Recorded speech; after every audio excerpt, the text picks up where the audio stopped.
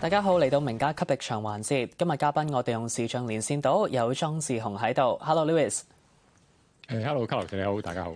你好啊，嗱，我哋承接翻上星期節目咧，你就覺得咧，其實而家係個 pre-QE 嘅狀態啦。咁啊，聯儲局咧每個月就買入400億美元嘅短債。咁啊，而你嘅睇法就係其實最終咧都會好似過去2020年嘅時候咁樣咧重啟個 QE 嘅。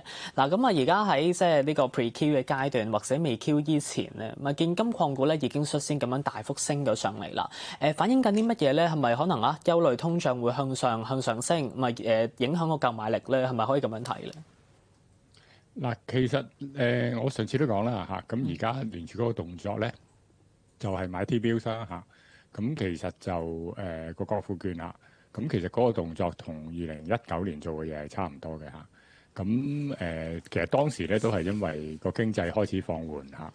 咁其實而家經濟都放緩嘅。如果你大家睇翻失業率咧，而家已經係升緊上去㗎啦。咁如果你睇翻1970年到而家嘅數據咧，每一次嗰個失業率咁樣升法咧，最後都係會衰退嘅，除非今次係一個即係奇蹟啦嚇。咁否則嘅話，即係如無意外，聯儲局都係最後都係要減息，甚至乎做埋 QE 去救翻個經濟嘅嚇。咁但係問題係咧，而家個難度咧就高過2019年好多嘅嚇，因為美國嘅負債已經咁重嘅時候咧，你見到咧債市咧佢喺而家係唔中意即係個事情即係個市場發生緊嘅嘢嘅。個例子就係咩咧？個例子咧就係話無論係講緊2024年9月開始減息啦，定係話今次佢哋聯儲局開始喺年底嘅時候就逐步減息啦嚇。咁你見到每一次減息嘅時候咧，個10年期債息咧都唔跌嘅，反而係有啲升嘅嚇。咁嗱，最近咧其實就即係新任聯儲局局長嘅人選咧就有少少變數啦，因為之前咧就哈塞特咧就係領先嘅，咁啊講緊佢7至8成機會咧係會成為下一任聯儲局局長嘅。咁但係最近有另一位 Kelvin 咧，即係 Kelvin Walsh 咧就追咗上嚟啦。咁而家就未肯定嘅，即係有時係叮當碼頭，有時係 Kelvin Walsh 咧就係即係琴日啊，其實即係一日之前咧，其實佢係超越咗哈塞特嘅。咁所以究竟最後邊個做咧未知嘅嚇。咁但係咧而家咧就係似乎咧哈塞特咧係屬於鴿派啦嚇。咁你見到之前咧佢呼聲好高嘅時候咧，個債息咧就有啲想抽上去嘅。咁但係當佢個呼聲低翻啲嘅時候咧，你見翻過去嗰2-3日咧，10年期個債息咧咁咧個孳息率咧就回翻些少嘅咁所以你擺個好鴿嘅人上去咧，其實債市嘅投資者咧就會憂慮咧，會引發長期嘅通脹咧係收拾唔到咯。係啦，咁呢樣嘢其實我諗特朗普都要考慮喎，因為美國個債咁重咧，佢最終嘅目的咧就係想將個債息壓翻落去，等美國嗰個即係每年支付嘅利息咧係減少啊嘛。咁但係如果你擺呢個好鴿嘅局長上去，咁佢長期嘅債息唔肯落，甚至乎會升嘅話，咁咪其實做唔到個效果咯。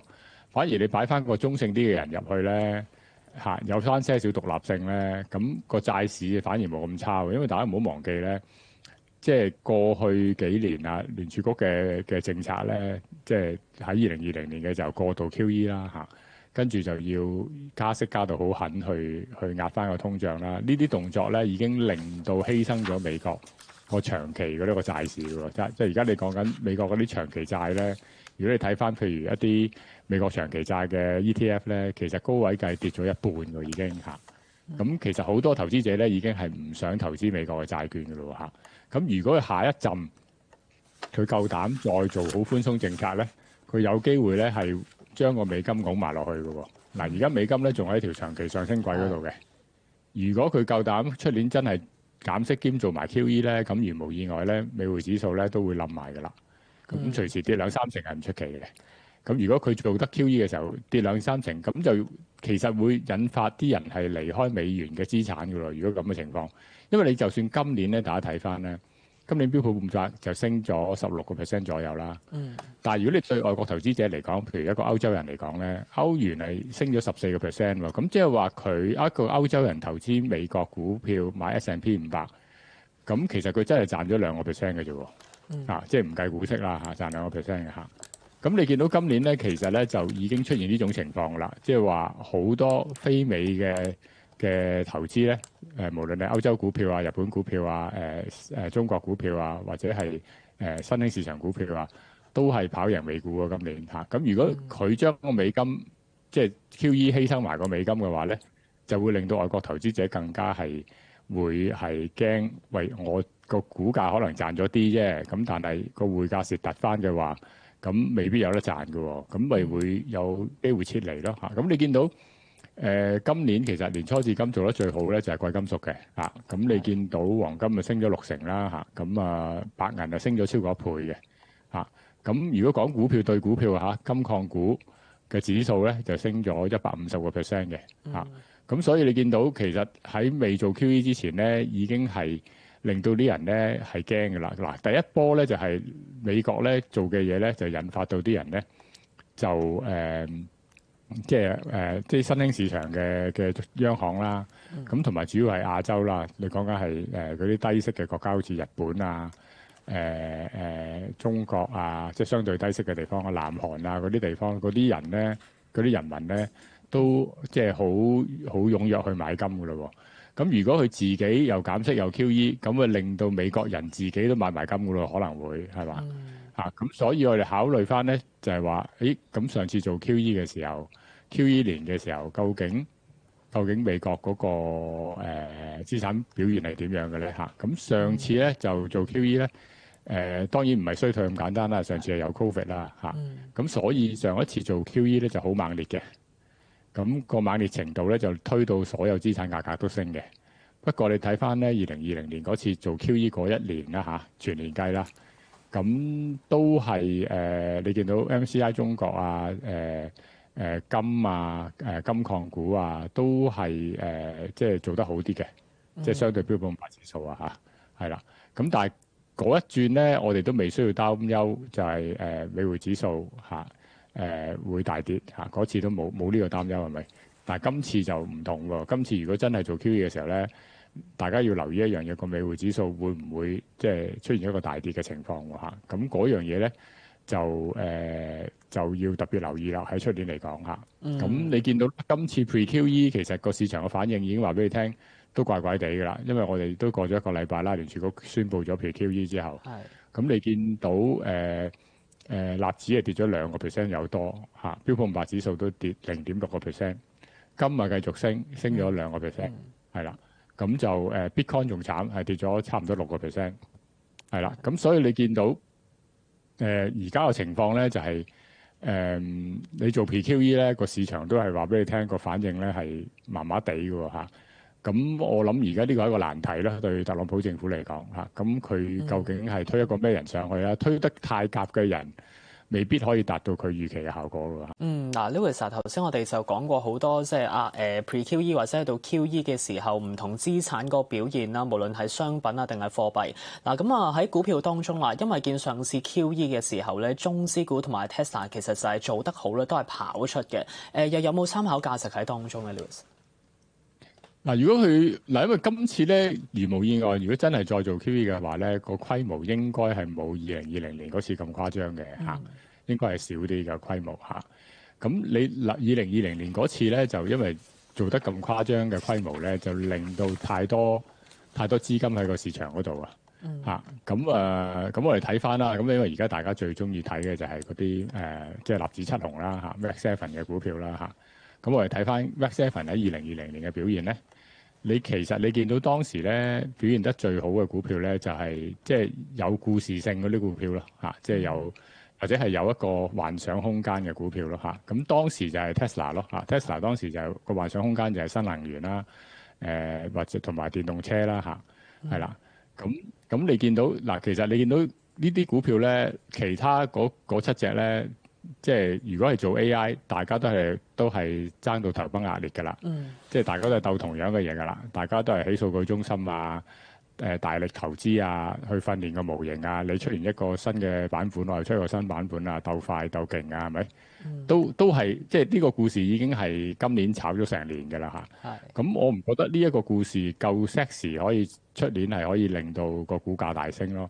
但係你見到 Tesla 其實出年如果真係成功嘅話，佢仲有好多板斧嘅喎。例如咧，有邊啲啊？有無人駕駛車啦，而家講緊啦嚇。咁另外咧就佢嗰個人形機械人啦嚇。咁呢個好重要嘅新嘅 product 啦嚇。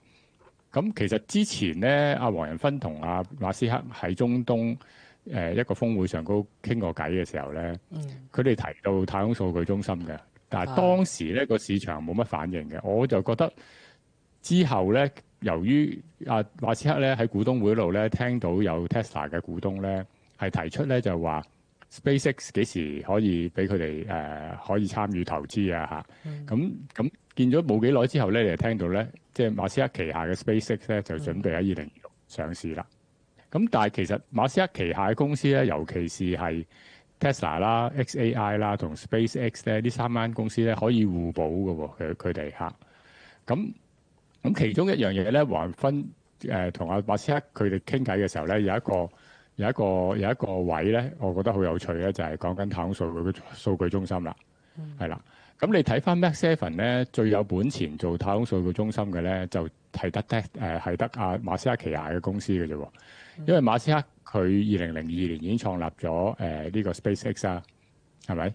咁啊講緊出年會上市啦。咁其實而家佢哋做咗咁多太空任務之後咧，SpaceX 咧已經有超過9000粒嘅衛星咧喺個天嗰度咯喎嚇。咁佢其實佢做 Starlink 咧，即係用 SpaceX 嚟去做。即係寬頻啦，類似係嚇，即係直接由呢個衛星射個寬頻落地去俾人用咧。咁呢啲民用嘅嘢咧嚇，咁之前俄烏戰爭都聽過有用到呢啲科技啦嚇。咁呢啲民用嘅嘢其實佢已經嗰個用戶增長咧，即係付費用戶增長咧，已經係接近1000萬㗎咯，好短時間之內嚇。咁其實你見到喺24-25年咧，嗰個用戶人數係講緊係差唔多 double 咗嘅嚇，即係1倍數嘅嚇。咁呢個係佢好大嘅現金流嚟㗎，嚟緊嚇。咁所以佢再下一步發展咧，將嗰啲衛星咧唔單止係做通訊，仲做埋數據中心嘅時候咧，咁其實咧當時咧，即係黃仁勳同埋阿馬斯克傾嘅時候咧，佢講到一樣嘢好重要嘅，就係講到嗰個冷卻啊。因為而家阿黃仁勳提到一樣嘢咧，冷卻咧喺數據中心嗰度咧，譬如一個 rack 咧係2噸重先算啦。原來咧2噸重入邊咧1.95噸咧係愛嚟做冷卻嘅。咁你諗下，其實一個數據中心佢入邊其實大部分嘅電力同埋大部分嘅零件都係為咗做冷卻嘅。咁但係喺太空咧，佢嗰個溫度咧係講緊-270度啊嘛。咁其實當然可能有好多，仲有好多科技上嗰個嘢我哋唔理解，未必知道係點樣實行嘅。但係阿馬斯克已經講到明咧，就係話可以喺太空嗰度個冷卻咧，嗰個效率咧係高好多嘅。咁同埋個太陽能咧係7×24嘅免費嘅。咁呢啲嘢都係會令到成為佢嘅優勢咯嚇。好啊！嗱，聽完即係 Lewis 咁講啦，即係似乎嚟緊馬斯克佢哋即係旗下啦嚇，無論係 SpaceX 啊或者 Starlink 連埋落去 Tesla 嘅時候咧，都會幫到 Tesla 個表現啦。咁即管留意下究竟嚟緊下年啦 SpaceX 上市個進度會係點啦。